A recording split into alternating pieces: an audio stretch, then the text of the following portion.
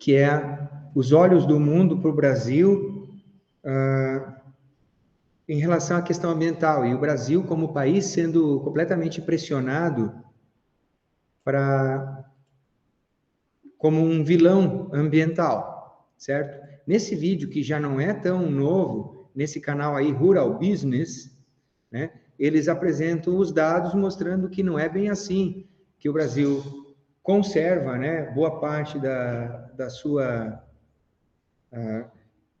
mata nativa, né, tem mais de 60% do mato original, considerando todo o território, ainda é mato intocado, né, área vegetal intocada, nativa, enquanto que tem países tipo a Escócia, que tem 0%, nada mais de mato, não tem nada, todas as florestas nativas foram desmatadas. E os países da Europa, de maneira geral, tem pouca mata nativa. Bom, mas não vem o caso, mostra como o Brasil está sendo pressionado pela questão ambiental, não é de agora, esse vídeo aqui ainda é do comecinho do governo Temer, ou seja, de 2016 ou 2017 esse vídeo, então não é específico para esse governo agora, o Brasil vem sofrendo essas pressões há muito tempo, certo? E aí eles mostram ali o outro lado da moeda, que é essa grande taxa de conservação, a maior área de reservas indígenas do mundo, não tem tanto por cento do território como reservas indígenas, a matriz energética limpa, né? Ou seja, nossa energia é produzida basicamente por hidrelétricas, né? Que não são os maiores causadores de problemas ambientais, né? Diferente da matriz energética dos Estados Unidos, Europa, China, que são grandes poluidores, que é com carvão, principalmente. O grande problema do Brasil é o desmatamento e a queimada, desmatamento ilegal, porque, por certo, como já tem boa área desmatada, e vocês já encontraram também a informação de que com o aumento da produtividade, o Brasil não precisaria mais desmatar nada, dá para produzir mais e mais, cada vez mais, só com o que já tem de áreas agrícolas, não há necessidade de desmatar mais. Aqui, por exemplo, na nossa região, nem há mais o que desmatar, o que tinha que ser desmatado já, o que podia ser, já foi, certo? E o Brasil consegue aumentar, atingir novos níveis de produtividade sem precisar desmatar novas áreas. Então, esse é um problema, sim, político, econômico, social que o Brasil tem, que é a questão do desmatamento. Eu não diria nem desmatamento ilegal, porque quando eles falam, nos jornais, falam em desmatamento ilegal. Eu diria qualquer desmatamento, isso é quase eufemismo, né? O desmatamento, para mim, todo desmatamento é ilegal hoje, não deveria ter, certo? Porque nós já temos uma área desmatada o suficiente para ter o sustento do país e para produzir com qualidade, para exportar e tudo mais. Tá? Esse é o grande problema real que nós temos. O problema maior é essa pressão política dos países externos sobre o Brasil, mas com outros objetivos. E nesse vídeo, eles tratam desses outros objetivos. Inclusive, tem um material que deixa isso muito claro, e em outros anos eu passei isso para os estudantes. Quem quiser ler, o material é em inglês, chama o seguinte: Farm Here, Forest There. Vocês já ouviram falar? Quem divulgou isso foi o jornalista Reinaldo Azevedo. Ó. Se tu clicar aqui, ele deve estar ainda aqui, ó, o documento, ele fez o download desse documento, é um documento de quantas páginas? 56 páginas. Ele disse que esse é um documento da Associação dos Produtores Americanos, dos Fazendeiros Americanos. Seria tipo como é que a gente chama aqui, a Federação da Agricultura, aqui tem um nome, puxa, agora me escapou, mas a Federação da Agricultura do Brasil, tá? Dos agricultores, ou seja, os produtores privados, os grandes fazendeiros. Nos Estados Unidos, eles têm um nome aqui, diz aqui o nome da instituição, mas é a Federação da Agricultura, tá? Dos agricultores. E o documento deles é esse aqui, ó, Farms Here, Forest There. O que quer dizer aqui? Ó? Plante aqui e conserve a floresta lá. Então, nesse documento, eles dizem claramente que eles têm que pressionar o mundo todo para que o Brasil preserve as florestas, que é aqui que tem que ser preservado, as florestas, e que deixa que eles que plantem. Isso está escrito desta maneira. Quem quiser, pega, traduz aqui do inglês, ou quem tem um inglês razoável, pega e lê esse documento. Basta fazer como eu escrevi aqui, ó. Farms here, forest there, que é o nome do documento. Plante aqui e conserva lá. É isso que está dizendo, tá? E se a gente lê ali, depois tem até um mapinha do Brasil, mostra onde é que está a Amazônia, e então os agricultores lá dos Estados Unidos, e não é diferente do pensamento dos agricultores do resto do mundo, de que, ó, lá eles têm que conservar a floresta, deixa nós produzir. Então, quando o Brasil cada vez mais se destaca como um grande produtor de alimentos e compete com qualidade e com mais produtividade do que produtores de outras regiões do mundo, o Brasil passou a ser o primeiro produtor de soja, agora, recentemente, do mundo. E sempre esteve atrás. Os Estados Unidos sempre foram o maior produtor de soja. Então, claro, isso tem um grande impacto econômico e também psicológico. Fomos ultrapassados por onde? Por Brasil, mas no Brasil só não tem mato e macaco. Como é que estão plantando soja lá? Não pode derrubar mato, tem que conservar o mato e deixar os macacos lá no mato. Não pode eles competir com a gente. Basicamente, é isso que está escrito nesse documento. E nesse vídeo eles contestam, apresentam tudo isso e contestam essa pressão mundial sobre o país. Porque nós temos um problema, sim, que é o desmatamento. E parou por aí. Da questão ambiental, basicamente é isso, é desmatamento. Queimadas resultantes do desmatamento. Mas gente, uma vírgula. Vou deixar.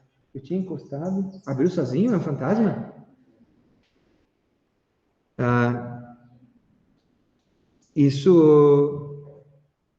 Mas o que a gente vê é uma pressão mundial de como que o Brasil fosse o vilão do mundo, estivesse poluindo tudo, destruindo tudo. E não é.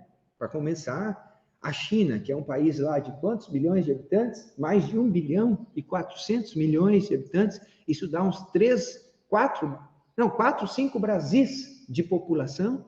E sabe como é que eles sustentam? Qual é a energia elétrica que eles usam? De usinas de carvão, termoelétricas.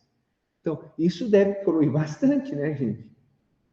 É muita fumaça. Nós temos uma termoelétrica aqui perto, que é ali passando Tubarão, Capivari de Baixo, tá? Que em Pequim tiver que parar um dia por causa da fumaça que tinha em volta da... Sim, eu ia dizer, falem com alguém que mora em Capivari de Baixo. Falem com alguém que mora lá. Lá eles não têm sossego com lavar roupa. Lava roupa, pendura. Não pode ter lençol branco, por exemplo. Pendurar para secar, como a gente faz nas nossas casas. Não tem. Certo? E é só uma pequena amostra, porque termoelétrica aqui é uma ou outra que tipo é acionada em situações de maior necessidade. Né? Agora imagina um país com 1 bilhão e 400 milhões com termoelétrica. Aí ninguém fala que a China é uma poluidora. Não, o Brasil é o vilão mundial, sabe? Então isso está escancarado que é um roteiro, né? Com fins subalternos, né? Com fins escondidos, que não são os verdadeiros fins. Tá? Então, nesse vídeo, eles falam principalmente isso, mas não era o que eu queria mostrar. Tá? Eu queria mostrar... Ó.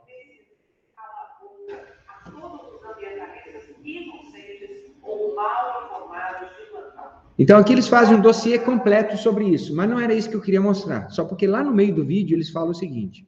Não dá mais para ter lucro nessa atividade, cada vez mais burocrática ou burocrática, sem informação profissional de mercado. Presta atenção. O produtor brasileiro não pode mais cair em conversões fiadas de falsos ambientalistas que, cobertos pelo manto de uma suposta preservação ambiental, na verdade, defendem o lucro de grandes investidores e políticos sensacionalistas que têm todo o interesse em controlar a produção agrícola com média curta no Brasil.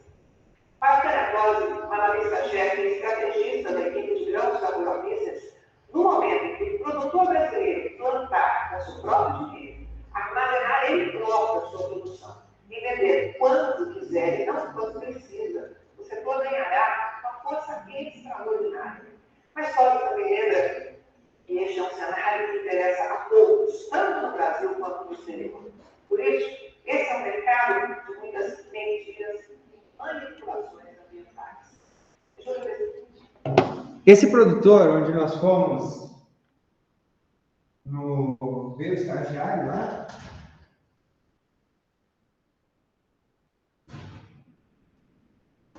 Ele tem o silo, os silos dele.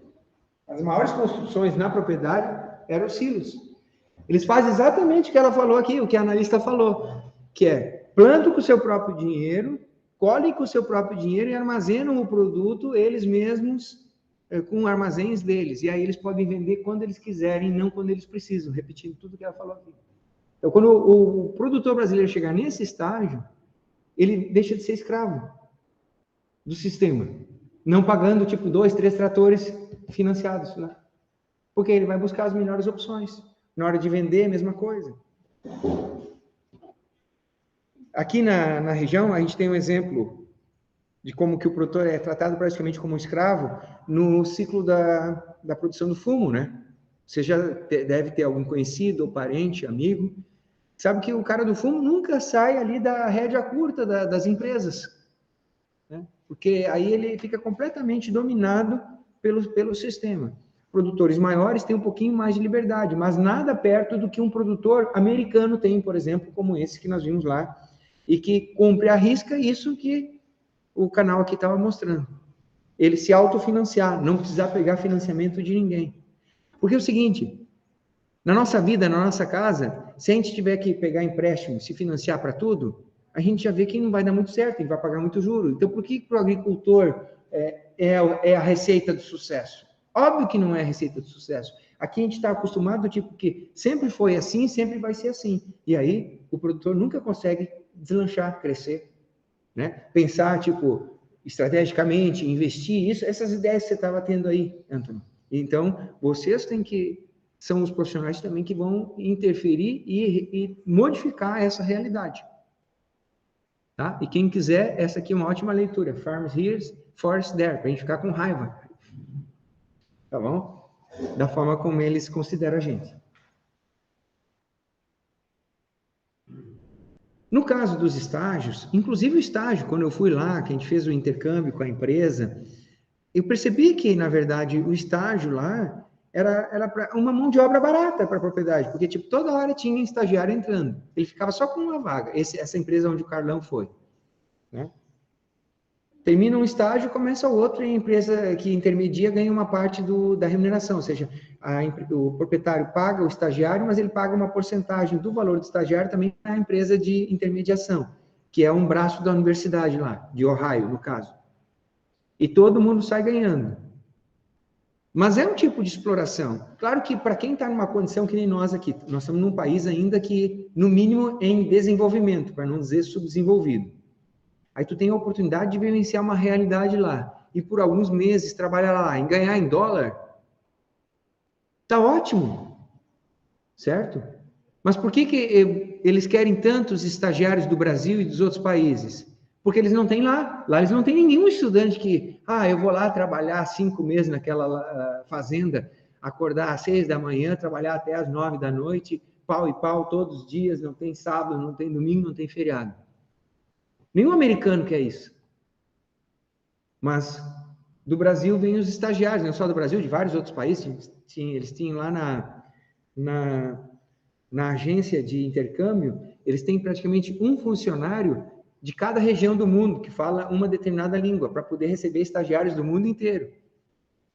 Então, tinha um estagiário lá que era árabe, de um desses países árabes. Eu não sei exatamente que país que é, qual era o país dele, não lembro. Mas eu lembro eles comentando que aí ele estava naquele mês, ele ia ficar o ano inteiro lá, mas naquele mês ele estava só na universidade, nos laboratórios, mas não ia nas fazendas. Porque era o mês do Ramadã. O Ramadã é um mês sagrado lá no islamismo e que tem que fazer o mês inteiro jejum. Não pode comer, enquanto tiver luz do sol, não pode comer nada.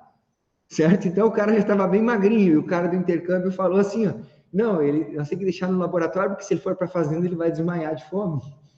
Então eles deixavam um trabalhozinho leve lá para respeitar a religião dele, mas aí não ia para a fazenda porque não ia aguentar pegar o tranco no peso, estava um dia inteiro sem comer nada, que esse mês da religião deles, né? Que dá bem com o verão americano, encaixa bem com o mês do verão, acho que é julho, desse Ramadã. Não entendo nada de islamismo, Mas sei que passa um mês sem comer nada, só pode comer quando tiver escuro. Certo? Então, vem estagiário do mundo inteiro e eles têm lá na empresa um que fala a língua do pessoal que vier. Eles têm lá para todos os gostos. Em chinês, em japonês. Em japonês menos, né? Em chinês vem. Porque o Japão já é um país mais rico também. Bom, tenho encerrado esse assunto aqui. Algum comentário ou pergunta mais, pessoal? Eixe, e aí que nós gastamos praticamente todo o nosso tempo com isso. O que vocês acharam do vídeo? Vocês concordam que nós temos que partir para um novo nível da nossa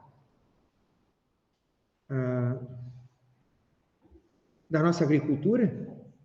Será que não é interessante que os agricultores se financiem do que ficar pegando dinheiro emprestado, mesmo que seja dinheiro relativamente barato e que não é tão barato assim? Até porque tem uma burocracia enorme, o cara gasta um monte de tempo com a burocracia também, né? Tu vai em agência, tu vai em banco, formulário aqui, laudo aqui, entende? Não é do nada que tu vai conseguir financiamento, tem que comprovar um monte de situações. Vamos adiante, então. Nem sei o que a gente vai fazer, então.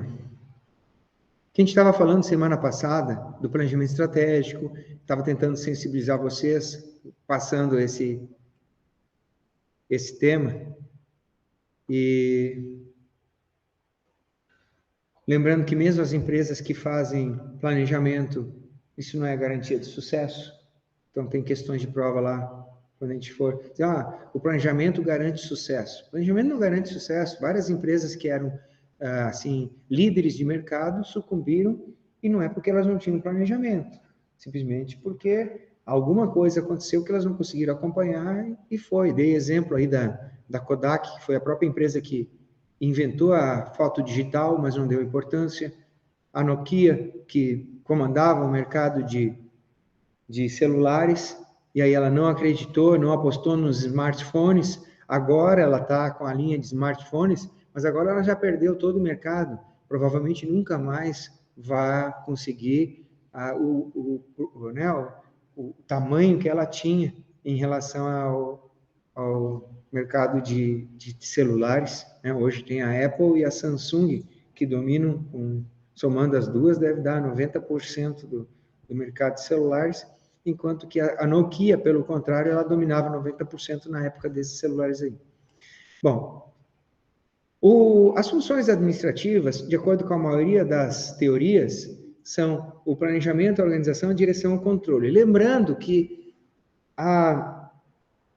o processo administrativo começa pelo planejamento, mas depois que ele começa, ele não para mais. Depois que uma empresa é lançada, se estabelece, é fundada, aí por isso que tem esse ciclo aqui, essas flechinhas. Porque aí ele não para mais. Aí o planejamento passa a ser constante. Constante quanto, professor? Planejamento estratégico. A cada 5 anos, como eu comentei com vocês, por questão de lei, inclusive para o Instituto, para alguns ambientes de negócio pode ser mais que 10 anos, para outros menos que 10 anos. Depois desses 10 anos, desses 5 anos, faz o quê? Novo planejamento. E aí esse processo é uma roda que não para, até que, por algum motivo externo, geralmente, a empresa para. Não se sabe. O Instituto aqui, o campus, o Instituto Federal Catarinense, o campus Santa Rosa do Sul, tem um dia que não vão mais existir. Tem um dia que não vão mais existir. Isso pode levar muito tempo, pode ser até mais rápido, certo? E aí vai ter algum motivo que vai fazer que esse campo seja fechado, ou que o instituto todo seja fechado, que seja extinto, por algum motivo. Alguma coisa acontece. Vai que inventa um chip assim que injeta na cabeça da criança, como ainda antes de nascer, que nem fizeram com a Micaela para tirar os dentes, né? Não, eu acho que eu expressei errado. Eu não quis dizer que eu tirei antes de nascer. Tá. Antes do dente nascer. Tá. Desculpa, eu estava entrando na brincadeira. Antes dos dentes nascer. Claro, comunicação e tudo. E eu não parei para prestar muita atenção também. Para pensar a respeito. Certo, ficou entendido, claro. Mas pense em uma situação hipotética. A criança está no útero ainda, eles implantam um chip que todo o conhecimento está ali. Não tem necessidade de vir para a escola. Então não vai ter necessidade de escola. tá? Isso é impossível de acontecer, isso que eu estou falando? Não é, né? Talvez não seja no útero, mas a hora que a criança nasce, eles decidam que tipo de chip vão implantar nessa criança, e acabou. Certo? Quando eles descobrirem lá formas melhores de conexão entre os equipamentos eletrônicos e o nosso cérebro. Certo? Se isso acontecer, talvez não exista mais escola. Isso pode acontecer talvez daqui a alguns anos, né? E aí acabou essa escola, porque a escola é só fazer um upload, um upgrade, né? O download de uma atualização agronomia 2, né? E pronto, não precisa vir para a escola. Né? Pode acontecer, isso não é impossível. Tá? Então, às vezes, mudanças mercadológicas, tecnológicas, determinam que termina a organização, mesmo que ela tenha feito o planejamento, como os exemplos que a gente fez. Mas o fato é que, dificilmente, eu não sei dar um exemplo de uma empresa que planejou seu fim. Eu não sei dar um exemplo. De uma empresa, nós vamos até ano que vem, dali, fim. Né? Seja bem planejado, assim, não sei, algumas enxergam que vai ter que fechar as portas mesmo, porque está tendo prejuízo, mas não que isso seja o interesse da empresa, ter prejuízo e fechar, tá? Então, esse processo é cíclico. As funções, elas têm subfunções, e também os principais acontecimentos, as principais atribuições que acontecem ali dentro, tá? Por exemplo, qual é o papel do planejamento? O planejamento deve definir a missão, a visão, os valores. Era isso que eu queria e tinha planejado trabalhar com vocês hoje. Já vi que não deu. Mas não tem problema também, a gente não vai se atropelar. Eu já disse, o mais importante é a gente conversar, tirar as dúvidas e principalmente lidar com aprender a fazer a análise econômica e lidar com o programa. Se isso tomar várias aulas, isso eu já tinha dito lá no começo para vocês, não tem problema nenhum, até porque eu estou tranquilo com relação à missão, visão e valores, seja o planejamento estratégico como um todo, vocês tiveram as ferramentas para fazer o curso lá, certo? Aí vocês até podem dizer, professor, eu fiz o curso, mas muito teórico, ainda teria medo de mexer, tenho dúvidas com relação ao ponto ou outro. Normal, essas dúvidas todo mundo tem, tá? Ninguém tem a receita pronta. Ninguém vai entrar aqui, nem eu, muito menos eu, de dizer, agora nós estamos preparados para fazer o planejamento estratégico da empresa A, B ou C. Nada disso, tá? Então, o curso foi importante para vocês terem contato com uma série de conceitos e isso não ser mais grego para vocês. É um ponto inicial. Certo? O ponto final não existe, porque a gente passa a vida toda aprendendo. Tá? Enquanto não tem o chip, a gente passa aprendendo e depende da dedicação de cada um de nós. Fora que a gente esquece muita coisa, a gente precisa fazer reciclagens também, né? E muita coisa que a gente aprende também depois não tem mais valor, como eu já dei vários exemplos para vocês aqui. Né? Eu sou do tempo de antes da internet, peguei todo o período da internet que era conectado pelo telefone, e era caro, então eu usava a internet depois da meia-noite até às 6 da manhã, que era o momento que era mais barato, porque qualquer outro horário era muito caro, não valia a pena. Eu dei o exemplo para você semana passada, que o celular fazia SMS, cada oi que mandava ali era uma taxa de 40, 50 centavos, que era o custo de cada SMS. Então, uma conversa de WhatsApp qualquer comum de hoje em dia custaria 10, 15 reais há um tempo atrás. Em cada SMS que ia descontar dos teus créditos, ou tu ia pagar no plano no final do mês. Gente, aqui, como a gente tem no mês de novembro algumas aulas e algumas em dezembro, nós vamos passar todo o processo administrativo, tá? Mais rápido ou mais devagar a gente vai fazer isso aqui. Eu tinha planejado, como eu falei, hoje para a gente falar aqui, sobre exemplos de missões, como se uma empresa determina a missão. Eu separei 40 empresas, mais ou menos, ali, para a gente ver a missão delas, para a gente ver a visão delas, para a gente ver os valores das empresas. A visão, na verdade, nem toda empresa divulga, porque a gente vai aprender aqui que a visão é uma visão estratégica. É o que essa empresa quer ser no futuro, o que ela quer ser daqui a 5 anos, o que ela quer ser daqui a 10 anos, que metas, que objetivos estratégicos ela quer atingir daqui a 5 anos e 10 anos. No campo privado, na economia privada, há muita concorrência. Então, tem empresas que fazem o seu planejamento estratégico, mas não divulgam a sua visão estratégica, porque estariam dando de bandeja o seu planejamento para os concorrentes. Estão entendendo? Então, tipo, a Volkswagen quer aumentar a sua participação no mercado, ou recuperar a sua participação no mercado na faixa de 30% do mercado brasileiro. Ela que já foi por muitos anos líder no mercado brasileiro, com o Gol, acho que foi campeão por 30 anos, e antes do Gol era o Fusca. Assim, a Volkswagen sempre mandou no mercado brasileiro até o quê? Até poucos anos atrás, quando acho que foi o Onix da Chevrolet que passou o Gol. Certo? Mas a Volkswagen estava acostumada a ser a dona do mercado brasileiro. Agora ela caiu lá para não sei que lugar, mas caiu para trás. Tá? Então ela pode ter uma visão estratégica de retomar esse mercado e ela vai planejar de como que vai fazer, que em cada estratégia aqui, ó, quando analisar o ambiente interno e externo, o que fez ela cair, o que está fazendo ela cair, o que está impedindo ela de crescer, e aí todo o resto que vai envolver a análise do ambiente, a gente vai falar isso ainda, não tem problema, tá? Se não for hoje, não vai dar, se não for na aula que vem, na outra, nós vamos ter tempo para isso, não tem problema, tá? A gente vai exemplificar para vocês, vamos exemplificar também para a questão do Instituto, para a questão do nosso curso, e para o que vocês trouxerem também de exemplo. Tá? E aí, o que acontece?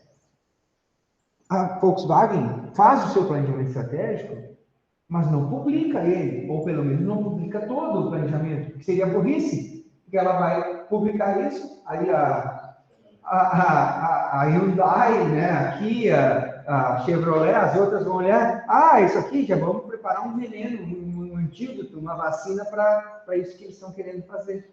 Então, isso aí seria dar a cabeça de bandeja para os concorrentes. Então, aí também tem esse elemento. Muitas empresas fazem seu planejamento estratégico, mas não divulgam tudo, divulgam alguma coisa, tipo os valores. Qual é o valor? Honestidade, transparência, qualidade, não sei o quê. Até para terminar nossa conversa aqui e mostrar para vocês que a coisa que eu quero deixar aqui marcada para vocês, já nessa primeira conversa sobre planejamento estratégico, é o seguinte: isso aqui, tudo que for feito no planejamento, tem que ser fidedigno, tem que ser real, não pode ser uma coisa para inglês ver. E aí, mesmo as grandes empresas cometem grandes falhas. Quanto maior a empresa, se ela cometer a falha, maior a falha fica. Certo? Isso aqui tem que ser honesto, autêntico. E nem todo mundo faz. Porque uma empresa é uma organização. O que é uma organização? É um conjunto de pessoas com um objetivo comum. Lembram? Com efeito sinérgico, que não pode ser obtido individualmente. Ou seja, se pegar todas as pessoas que compõem, por exemplo, a Volkswagen, e disser, cada um vai para casa, e cada um faz o carro em casa, vai sair algum carro, alguma caminhonete? Nenhuma. Isso que é o conceito de administração. A administração é a organização, é o agrupamento de pessoas reunidas para uma finalidade que não se atingiria separadamente. É o efeito sinérgico. Junta aquelas pessoas e elas estão produzindo carros e caminhonetes. Se essas pessoas estivessem cada um num lugar, não ia ter carro nem caminhonete. Vocês estão entendendo? Esse é o conceito de organização, que é o objeto do estudo da administração. Porém, esse processo tem falhas. Todas as empresas cometem falhas. O Instituto comete um monte de falhas, eu cometo falhas, vocês cometem falhas, mas as instituições, as empresas também cometem. Como eu não tenho muito tempo, eu vou pular para algumas que eu tinha separado. Vamos ver se aparece aqui. Ali apareceu a Copérgia. Aqui, ó. Já falando da Volkswagen, ó.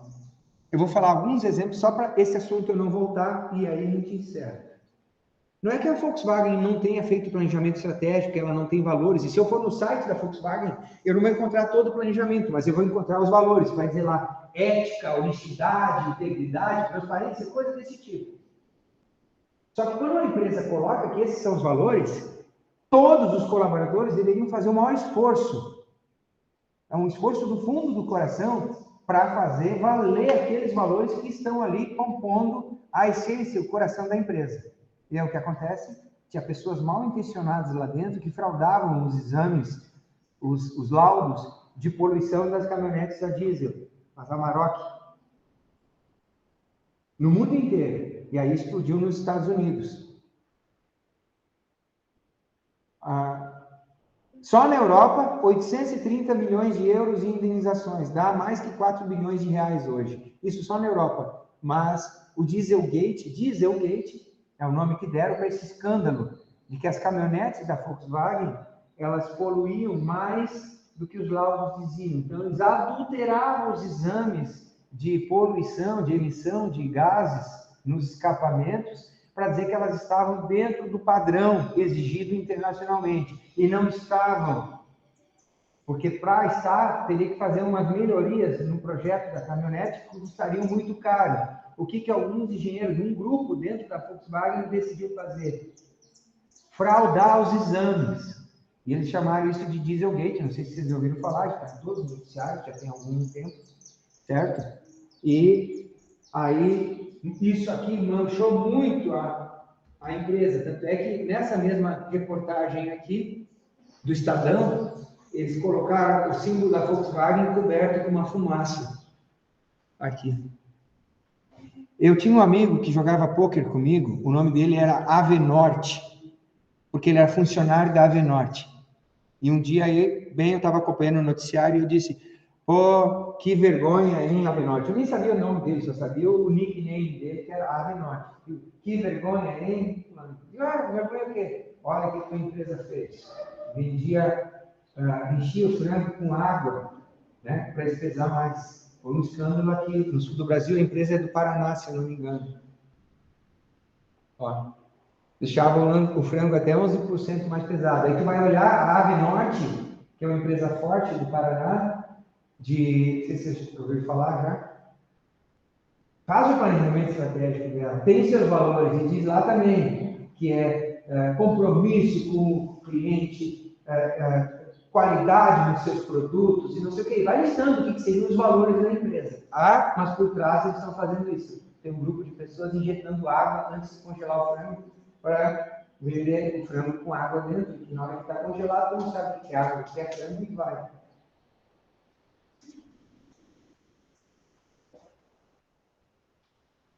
Isso aqui parece até piada, né?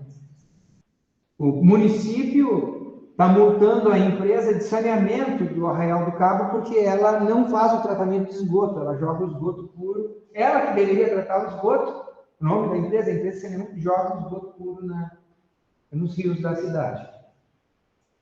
E aí tu vai olhar, ela não tem planejamento estratégico? Tem. O que ela diz? Compromisso com o meio ambiente. Provavelmente, ou se não é isso, é uma palavra bem parecida. Aí o que estão fazendo?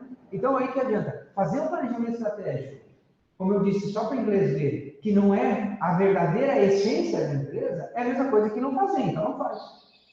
Não, se a empresa tem compromisso com o meio ambiente, é honesta, e é isso e é aquilo, tem integridade, né? E aí fazem isso tentando se esconder, né? Dizendo que não fazem. Aí se a gente sair procurando aí, vai encontrar vários exemplos de grandes empresas que fazem